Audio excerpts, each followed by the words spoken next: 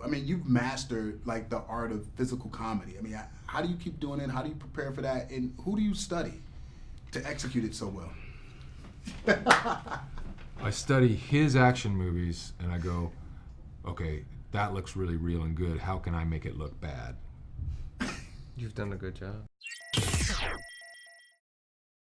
I'm glad you're back. Daddy's home too, man. It's good. I loved all the. I know you two were at the center of the first one, but I have to admit, I love the additions. Yeah, great. The layering was like perfect. Yeah, because it made it feel even more like this is what you go through in real life with family.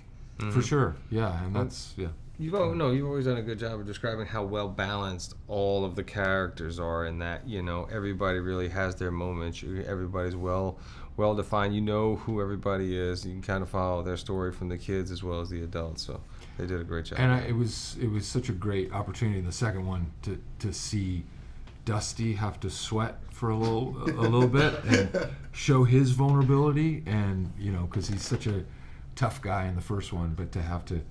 He's getting it from his father. He's got to deal with John Cena, who is the father of his stepchild, all these different elements.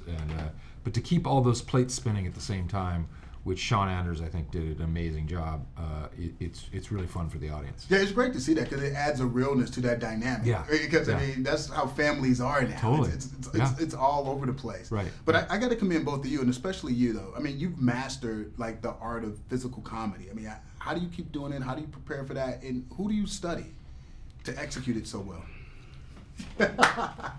I study his action movies, and I go, okay, that looks really real and good. How can I make it look bad? You've done a good job. I don't know. I mean, there's some good stunt people that I owe some credit to. But Yeah, but it's not all just stunt people. Yeah. I mean, I've always been able to look awkward and throw my body around in a way that somehow is funny. So. And it happens. I can't explain it. And it works. Yeah. And for you though, because you mix it up so well. Like you'll do a serious drama, you do an action piece. I mean, how do you study the greats when it comes to comedy? Well, I think the approach has always been just try to play it real as possible. Right.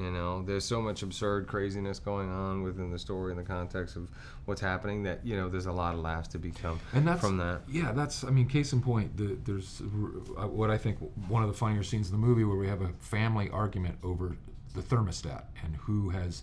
Now, the reason why it's funny is because we're so serious about it. We're arguing. We're like, Dusty, how could you do that? It's a sacred covenant. And then that makes the comedy kind of explode.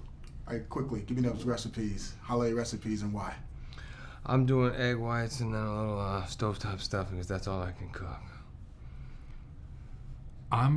This is going to sound crazy, but I love it, is pickled herring. And you just put it on what's called kaneki bread. It's like a Swedish holiday treat. And it's this salty, sweet herring. And you just eat it with a little bit of aquavit. Yeah, don't bring which that is like over Swedish my house. vodka. Don't bring that over my house. You don't want to have some? He said don't bring that over his house. It sounds good, actually. Right? All right, He's like,